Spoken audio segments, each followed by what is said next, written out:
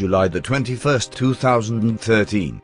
A massive magnitude 6.9 earthquake rocked the country of New Zealand, just 24 hours after being struck with a 5.8 magnitude earthquake. The epicenter of the quake was 10.1 kilometers in depth. Route 2111. And great earthquakes shall be in divers places, and famines, and pestilences, and fearful sights and great signs shall there be from heaven.